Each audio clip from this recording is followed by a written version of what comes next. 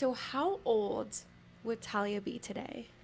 She would be 25, turning Wow. 26 in August. Oh, wow. Yeah. Do you still connect with her, like still talk to her, maybe like on a spiritual level or however, you might go about that? I talk to her in my head, Okay. mostly at night, Yeah. at the end of the day, when I'm overthinking in bed like most people do. Yeah. I talk to her and I just tell her, look over me and mom and yeah. I love that. Yeah. Do you think that now that she's not here today, she has an influence on how you take care of yourself and who you are and basically how you go about your day-to-day life? Oh, yeah, definitely. Throughout my whole life, I looked up to my sister because she seemed like she had it all figured out. Was Yeah. a very old soul. Um, she always had wise sayings for people of all age and races and religions, and that's how she became so captivating on YouTube and Yeah. captivated everybody's souls. And I look up to her even still today after she's passed, and I just look back of how many lessons she taught me and still continues to teach me, and I'm very grateful and thankful that God put her in my life to be my sister. Yeah. Yeah. And what was your favorite saying of hers? Like the one that sticks with you that always comes back?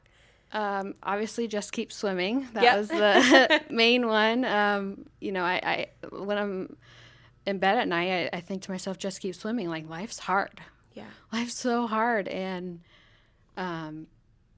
despite everything my sister was going through, having two cancers and being told you had 4 months to a year to live, like she lived life to the fullest, and she really did just keep swimming. So I hate when people complain, and I think to myself, like, even when I start to complain a little bit, I'm like, I shouldn't be complaining because look what she went through. Yeah. And she lived life to the fullest, and she just kept swimming. So that's what I tell myself, like, stop complaining, just keep swimming, and life is hard, but you can do it. Yeah. It's like if you see someone that is just really having like you were right there. You were like the seat next to her essentially, right there watching her live the last, couple of moments of her life in complete joy and living it to the best of her abilities is like such a strength that how could you not take that with you? I know.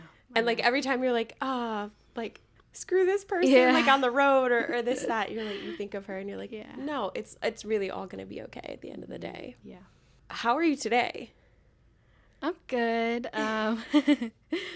Like I said, life is hard. Everyone goes through something. I miss her. I miss my sister a lot. I think about her every day. It's not a day that I don't think about her. Me and my mom think, what would she be doing today? Yeah. Would she'd probably be in LA or something, so had her own makeup line, helping people, obviously still helping people. And she definitely influences how I live my life now. Yeah. So, yeah. And she's still helping people today Still. through Talia's Legacy. Yes. Can you tell me a little bit more about Yes, Talia's so Legacy? me and my mom started Talia's Legacy Children's Cancer Foundation in 2015, so it's been 10 years. That's crazy. Yes, so Talia always wanted to help other children battling cancer, and she felt that how is this fair that children get cancer? She couldn't wrap her head around it. And she knew that there were no cures and nothing really out there in many, many years for children. And so me and my mom, after Talia passed away, we started gearing up to start the foundation and to continue Talia's legacy and helping other children battling cancer. So we started, Talia actually started a Glamorous program before she passed, and she took 10 or 11 girls to the MAC makeup counter, and MAC opened before the mall opened, and just for these 11 girls to have makeovers and to pick out anything in the store that they wanted to take home as far as makeup. So that's what Talia started. That's what she wanted to do. And so that's one of our main programs. And we've been to over 25 children's hospitals in the country. And I know you joined us in Boston Children's Hospital. And so you know a little bit about what we do. Yeah. And so we just make it like a fun day for them to keep their mind off of what they're going through in the hospital, chemo and radiation and treatments, and just have girl time with them and make makeup. them feel like normal. Yes. You know what I mean? Yeah. Not that like I hate the connotation and like the definition of like normal, but make them feel like they're just being a girl. Exactly. You know what I mean? Yeah. Or being like a person enjoying something that they want to enjoy. Yeah. I think when I was there in Boston at Boston Children's Hospital, like it was just so heartwarming to actually be like just to help just change what someone's day looks like. And even with that little bit of, you know, joy and happiness, I think I was like holding back tears the whole time I was there of just like like just the warmth in my heart. I was like, I can't, like this is so good, but like I'm gonna cry, like I need to step away, like this is so great, like it was just like a mix. Like I'm getting emotional. I know, me too. Like, you have to like hold it in for them. So, but it's an incredible experience. And it's an incredible thing that like you and your mom are doing and upholding Talia's legacy to bring that joy to all of these kids in this way, and give them a sense of normalcy. Yep, exactly. That was the goal. Yeah, that's the goal. Talia, she wanted children to feel like they had someone there for them and that they were being heard, and they weren't forgotten. That was one thing that she always said. She doesn't want anyone to ever feel like they're forgotten while they're going through cancer treatments, because you know she lost some friends or they wouldn't come see her in the hospital, so it was nice for her to start something that everyone felt included and we could go to the hospitals and cheer them up. And making that feel more like a home, because we're doing our makeup usually in our home, right? We're making up, we're putting our makeup on, getting dressed and all that, and we're doing that at home. And I'm thinking, you know, this is a place that they're spending so much time in, that it's like their second home. Bringing these things there that feel to make the space more home-like and more comfortable, I can't imagine makes them feel so much more welcomed and less alone too, knowing that, you know, there's other people, other kids there that are also getting their makeup done, and they have something to bond about too. You know? Yeah, it's fun. It's a fun girl time, and we've done boys too. Yeah, of course. But yeah, it's having a sense of community and just keeping their mind off of what they're going through. Yeah, for sure. Yeah.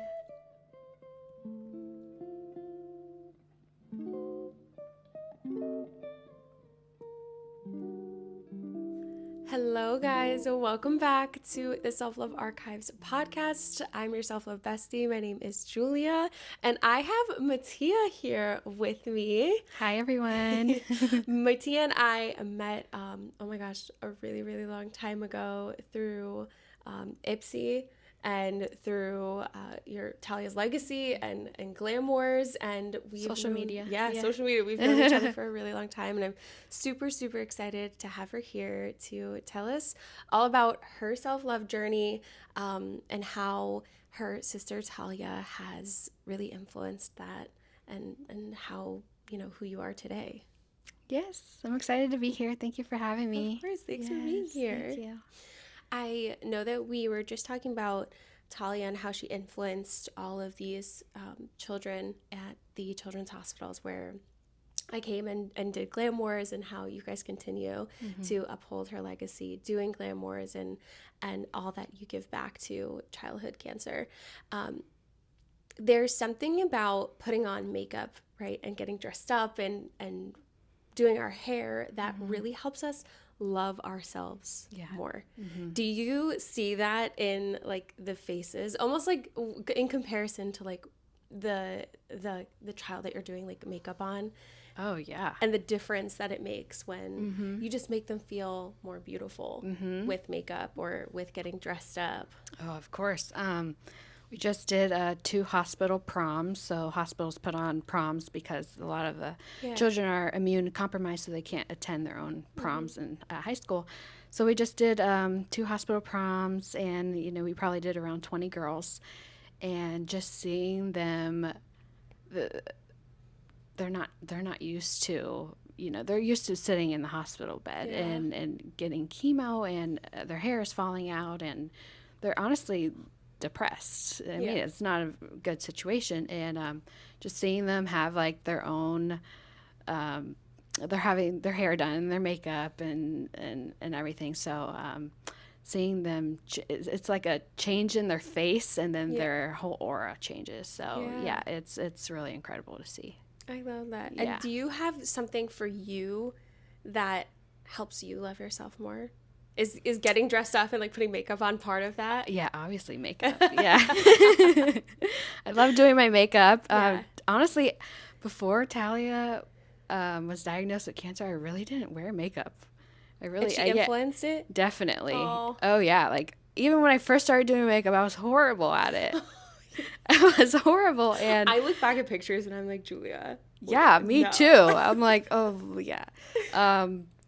Talia, I obviously learned a lot from. She taught herself. She's self-taught, and I'm self-taught too. But like Talia taught me basically, and I'm sure she taught millions of people around the world, on YouTube. Yeah. So, oh yeah, I'm very grateful for Talia for getting me into makeup, because if it wasn't for her, I probably still wouldn't really be wearing makeup. But yeah, I love makeup. I love, getting dressed up, and I always said it's like a lot of people look at it as this like cliche or this like, oh, you don't need makeup. And I'm like, it's not about needing it or feeling like I need to cover something up. It's really about how it makes you feel about yourself and like the creativity behind it.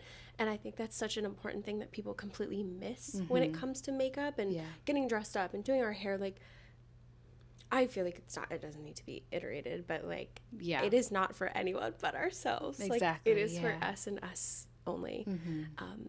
And you said it perfectly. Yeah. It's and it gets me so mad when has anybody ever said to you, "You're so pretty without makeup. Like, you don't need to wear it." All the time. And you're like, I'm kind of offended. all the time. You mean this work that I just did on my face? Like, you don't I like know. it? Yeah. It's not like I wear an excessive amount of makeup. Like Talia always said, you're accentuating what you already have to work with. Like if you want to fill in your eyebrows a little bit. And especially with cancer patients, most of them don't have hair. They don't have eyebrows or eyelashes. So they want to, feel confident and have their features accentuated. Yeah. So, yeah. And what a cool place to be in, too, to create what you want to create. Like, I know Talia would always, like, paint her head, too. And it's, I think, such a creative, inspiring place if you can allow for that creativity to come in and create the kind of eyebrow that like you would want. Yeah. Or, put on the false lashes that you want to have, or see like a different version of yourself. I think that's something I always loved about makeup too. Like, especially coming from like a space of Halloween makeup. Like, I loved being, I love being able to just completely like change my hair, like put on a wig and like I'm gonna be like really goth today. Yeah, you're very creative back in the day and still are. Yeah. Thank you. It's I love that like creativity and inspiration that like comes out of it, and when we can have more creativity and inspiration beyond just makeup, we can learn a lot more about ourselves and learn what we like too. It's self-expression. Exactly. Talia's motto was makeup is my wig, because she did not like wearing wigs. They were itchy, and honestly, she didn't feel like she was being herself, because it was kind of something fake that she put on. And I get that a lot of, people who don't have hair, they want to wear wigs. And I understand that it just wasn't for her. So she kind of used makeup as her outlet. Yeah. Yeah, so she loved drawing on her head, and before she passed, she got into special effects makeup. Oh my gosh, yes. Yeah, so she started learning that, I'd say, like the last year of her life, and she just loved doing like the scars and the blood, and she loved it. It's really cool learning that too, and like watching. I mean, I'm not a scary movie person. I don't know if you are. I love scary movies. Oh my gosh, I can't. But when you watch them and there's any like blood or gore, do you be like, I know that's fake? I was like, they did a really good job. That sounded just like Talia, something she would say. Yeah. You're like, that's fake. This is how they did it. This is what they used. Yeah. She loved it. She loved any form of beauty. Yeah. Yeah. How do you bring that beauty into your life? Because you're a mom now. I am a mom. Yes. He's basically 3 years old. His name's Leo. And oh wow, having him was going through the experience of being pregnant, and I know it's different for everyone. To me, my body was kind of in like a shock. Yeah.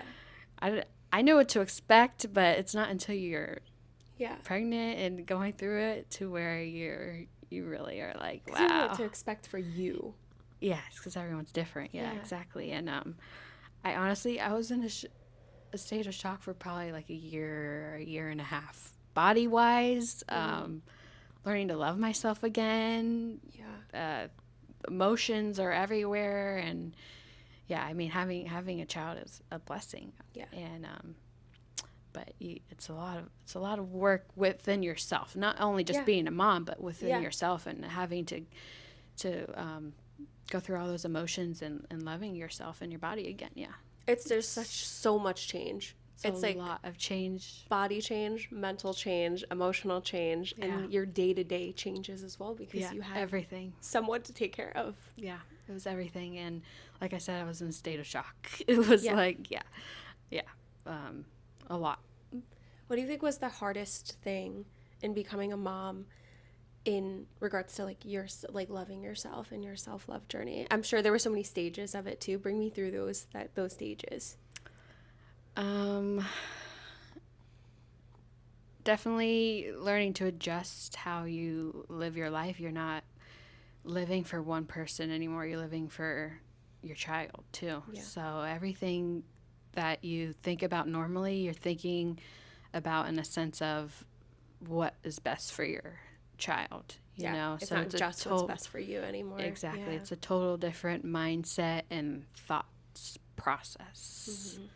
So I think that is definitely difficult. It's also an instinct. Your mother instinct kicks in. It's like, wow, I have this. Did it was it like a switch? Yeah. All of a sudden? Yes. Oh my goodness. Yeah. It's really weird. Really weird. It's a journey, definitely, being a mom. What do you do as a mom, like day to day, that is for you? Because I'm really big on your cup has to be filled in order to give it to others. Oh, yeah. And really the only things that kind of come in the way of that are priority maybe before you is pets and kids. Yeah. And like kids and babies. Anyone else, your cup needs to be full before you give it to anyone else. Yeah. But I think it could be like, halfway. Yeah, like how a lot of moms wake up before, their babies, their kids wake up. Really just focusing on moms here because you're a mom. But they usually wake up, a couple hours so they can have that time to yourself. What does that look like for you? So I do not do the hour or two wake up before because I need my sleep. Yep. So I wake up like 6:45, 7. That's still so early.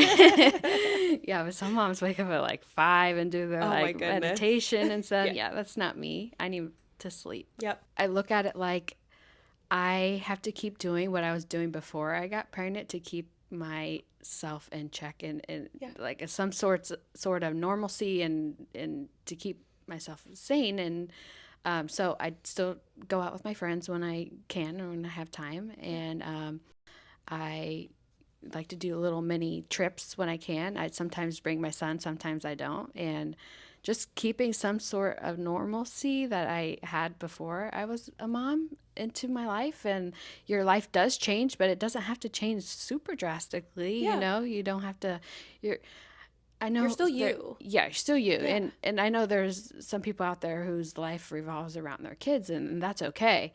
And If you want it to be if that you way. want it to be that Yeah. way, exactly. And I'm not saying my life doesn't revolve around my son Yeah. because it does, but Yeah. I still want to keep, some sort of normalcy. So Yeah, of course. still do a lot of the same things I used to do. And you should, because you don't want to lose like the identity of like who Mattia is, Yeah. like you're not just a mom. Yeah. And you're not just a sister. Exactly. You don't, and I think a lot of people might relate that to you now. Like now that you are a mom, you're like, well, you're a mom.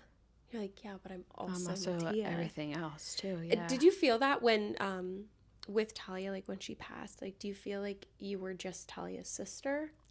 Yeah. In the same way that you're just Leo's mom?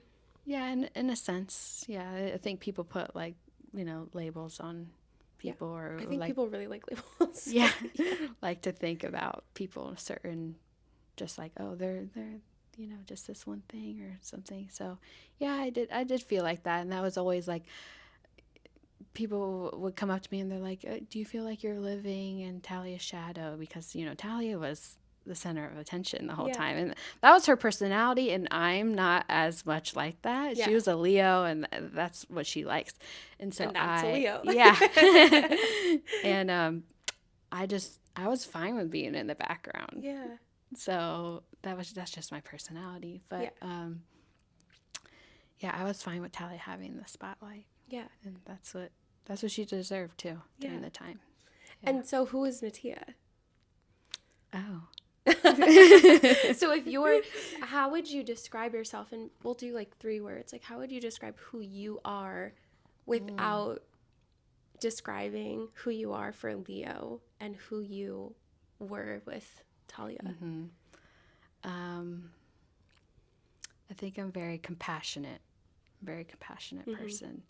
I feel everybody else's emotions, and I always want to make everybody else feel comfortable, whether I'm comfortable or not. And that kind of makes it seem like, oh, I put other people's feelings first above mine, and in a sense I kind of do.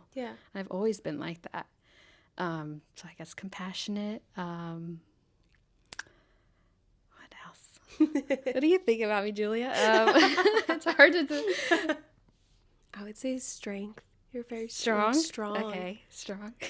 to be in this place that you're in today, to be a mom, I think is a strength in and of itself. Like that is a strength for sure, and to uphold a legacy of someone who you cared about so much, that is also a strength. And to be sitting here today, sharing that story, and to be who you are and be Mattia outside of being a mom and being a sister, like that is a strength. That's to still sweet. Show up as you.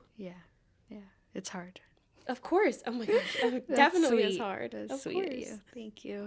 You're welcome. It's hard. I don't know, it's hard to describe, because like I still struggle with it too. Like what do I love about myself? I don't know. I think I've been through so much in my life that there's like always some kind of mental blocks still going on. So it's kind of hard to describe myself. You don't get like a moment to really like be just you.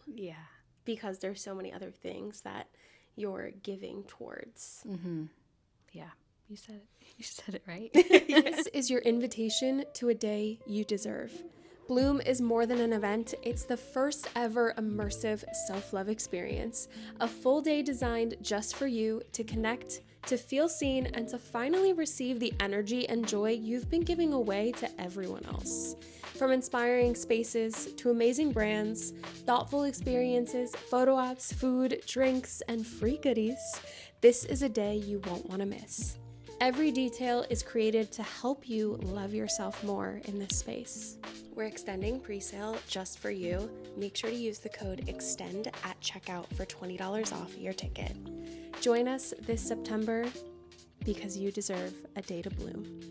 Compassionate, strong. I love how I turned the question around. I know, you're turning the question on me now. Mattia is compassionate, strong. I mean, I already told you, beautiful, intelligent. Yes. The easiest things to take from you. Where, just taking that, knowing that you're very compassionate and strong, where do you see that taking you in, you know, your self-love journey? Because here I believe in, as the Self-Love Archives, we're never going to get to this place of loving ourselves, because every day we wake up and we are different, right? We go through so many different changes in our bodies, in our minds, in our life, and we need to relearn how to love ourselves every single day. Yeah. It's not like a point that we'll ever really get to. But we will, you know, wake up each day and hopefully know that we love ourselves more than we did yesterday, and realize how many things we've gone through and done, and love ourselves through those changes that have happened. So Kind of like you have to remind yourself. Yeah. Right? Every morning, every day you wake up. Yeah. To remind it's yourself. a choice. Yeah, it is a choice. It's a choice to know, you know, to learn more about who you are, and to understand who you are, and say, I'm choosing to love all of that. What are things actually that you can do better to love yourself? Definitely being more confident, I guess. Because I know I am compassionate, I know I am strong, and I guess verbalizing it to myself is the most important, but to others too, you know. I couldn't even think of it right now, but I think reminding myself that every morning, like talking to myself in the mirror, I know that's like a thing, right? Yeah. You're supposed to say words of affirmation to yourself. I don't do that. I know sometimes it's weird for people to like look at themselves in the mirror and be like, I love you. But it is going to be weird at first, and I think it's really important to actually hear it and hear it be said, especially from you. But I think that if it is weird at first and it's maybe uncomfortable, or there's a different mode of communication that works better for you, like recording yourself, or recording a video of yourself, or writing it down on paper, or writing it down like in your notes, and committing to actually come back and look at it, or come back and listen to it, I think also makes a difference too. Because I know for me, journaling is really helpful for me. And my mode of journaling that always sticks with me, that really helps me actually get the words down, or whatever my thoughts are, and that actually helps me, is if I write it on paper. Yeah, same. If I write it in my notes, it's more of just like a brain dump, but it doesn't help me in the way that it helps me to journal on paper. Okay, so you journal with a pen or pencil on paper. Okay, Yes. see, I put it in my notes on my phone, so Yeah. you would I do recommend both. me do okay. I do both. It's really whatever works for you, but I also do video journaling too. It's just, it depends on what it is. Okay. If I feel like I need to share a message with myself, I'll video it. Okay. Yeah. And sometimes I'll go back to it. Sometimes I'll accidentally go back to it, and it's really helpful to see like where you've come from, and what you were what stage of life you were in that moment, and to look back and be like, wow, look who I was then, and look who I am now, and look at the things that I might have been. Usually I'm very upset when I'm doing these video journals. I would be too. You're like bawling your eyes out like on these video journals, being like, and you're looking back and I was like, girl, what are you crying for? Everything's gonna be okay. It's like Talia's mentality of like, just keep swimming. Like, you really, like, everything is gonna be okay. That's good advice though. Yeah. So journaling and then video recording.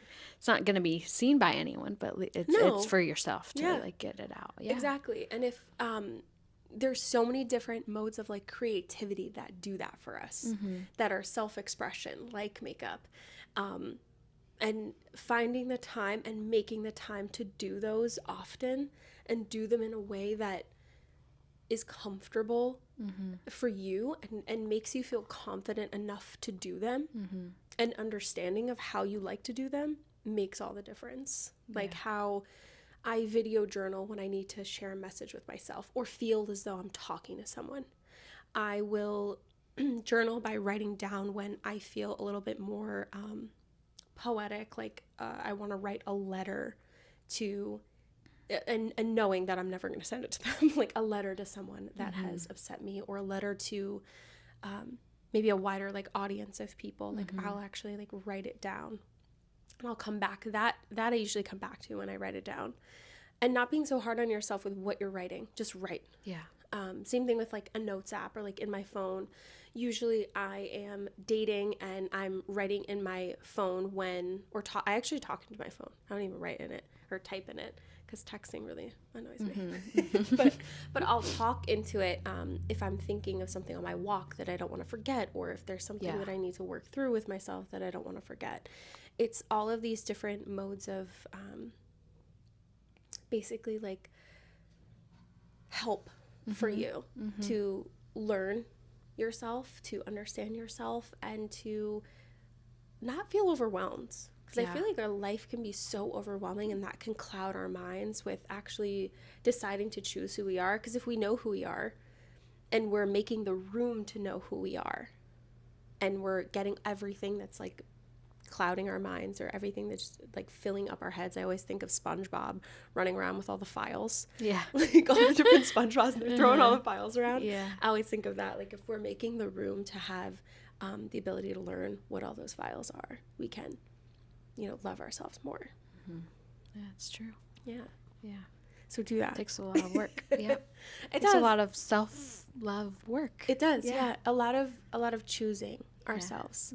And I think it's kind of like how we need to fill up our cup in order to give to others. We need to choose ourselves in order to choose others. Yeah. Because if we're not whole, if we're not loving who we are, how can we give the truest and best form of ourselves to other people? How can we help other people? Yeah. Even another great example of that is like on a plane. They always tell you to give your oxygen, when the oxygen mask, God forbid, like come down, you need to give that to yourself first, because if you don't have oxygen to breathe, how are you going to help the person next to you? How are you going to help, the person across from you? You can't, because you're not breathing. That's very true. Powerful. That is very powerful. It's a good analogy. Yeah. Thanks. Yeah, very good. Yeah. So I'm coming out with a card deck. Yes. And I want to ask you one of those questions. Okay. Thank you. Okay, so I've got my laptop here. Now, the card deck has 3 different depths, and the idea of the depths is asking yourself, how deep do you want to go with yourself today? So the questions essentially get a little bit deeper or harder. We have deep, deeper, and deepest. So how deep would you like to go today? Deep, deeper, or deepest? Let's do the middle. Okay, deeper. Yeah, okay. Now pick a number. There's 33 cards in each category for a total of 100 cards. So there's one card, a reflection card, that you start and end the whole deck with. Okay. But we're going to choose one card from the deeper category. There's 33 of them. So pick a number 1 through 33. Ooh, Mom's favorite number is 3. Let's do 33. Let's do 3. Okay. 3 or 33? What do you think we should do? Oh, that's you. Let's do 3. Okay. In what ways have you lost parts of yourself trying to belong? Oh, wow.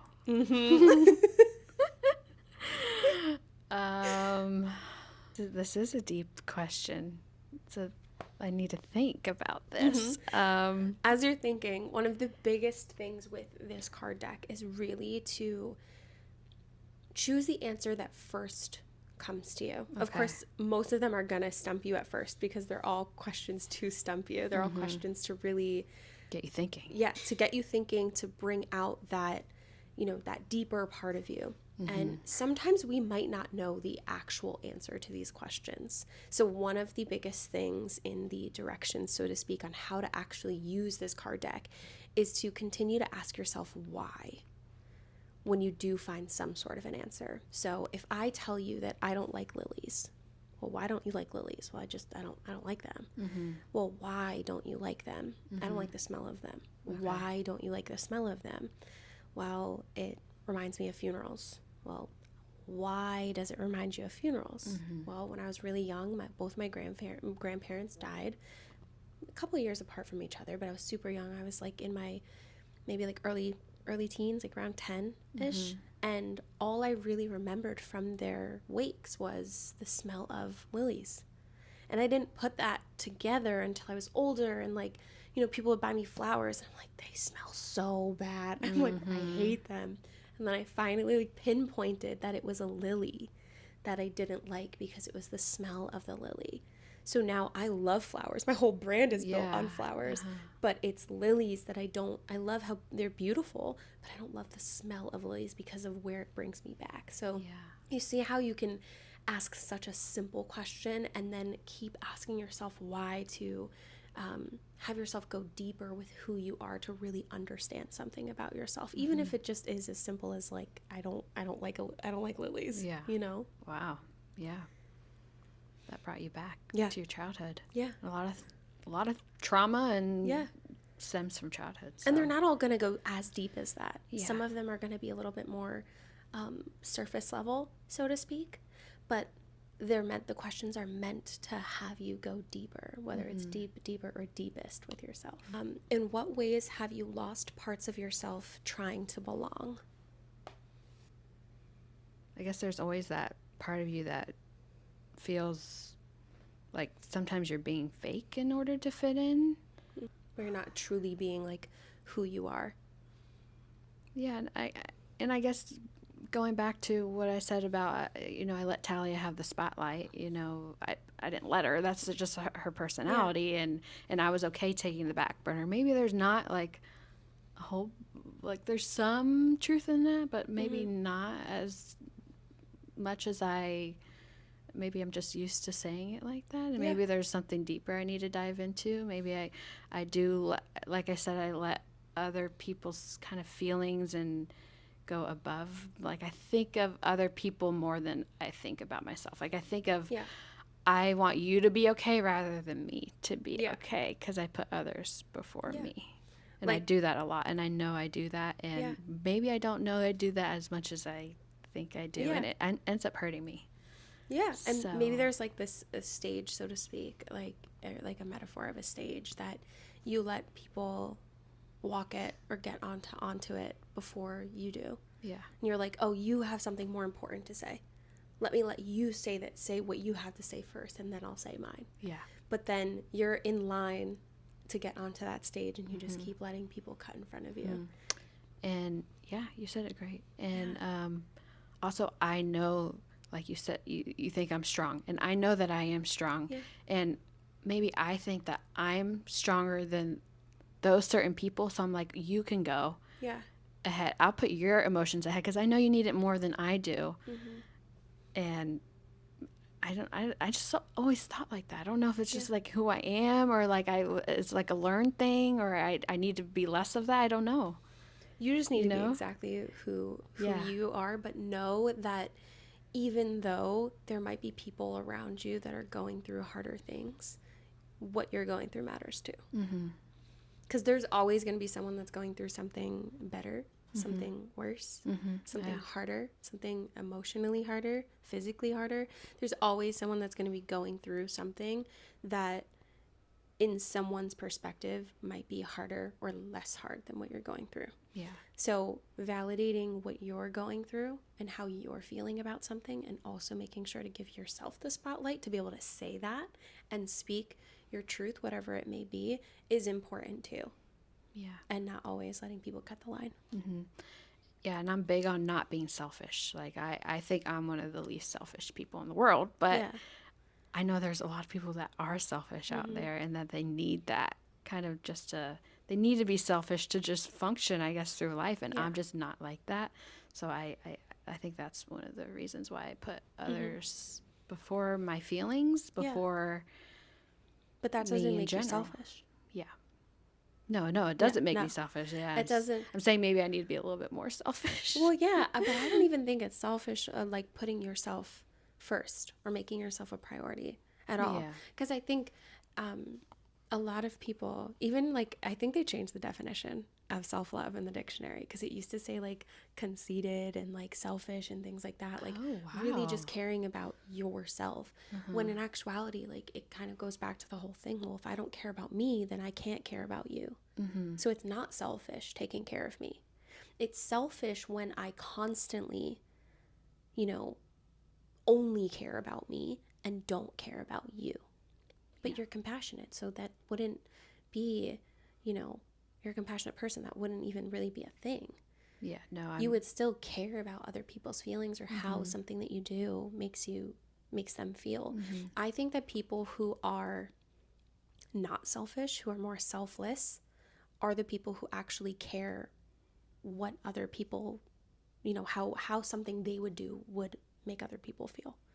But Yeah. that doesn't mean that you have to not do it. Yeah, that's me. You just described me. We figured out who you are today on the podcast. Yeah. It's not selfish to care for you. Yeah. And I think that's something so important that I hope a lot of people take. I need to take Hope that you away from this. Take it away from this. Yes. I hope other people take it away from this. Like, Yeah. it's not selfish to care for you. It's self-love to care for you. Mm-hmm. I need to do more of that. Of course. Thanks for being here. I appreciate Thank you so it. much for having me. This was a lot of fun, and I'm so glad. yeah, I'm glad we got to The talk first on leg of the tour. Yeah, glad we got to touch on a bunch of different subjects. So, yeah, me too. Thank you, Mattia. I really Thank appreciate you being here. Thanks, and Julia. Thank you. And thank you guys so much for tuning in to the podcast. Well, I'll see you next week or 2 weeks from now for the next episode on the Self-Love Archives podcast. Thanks. Thank you. Bye. Bye.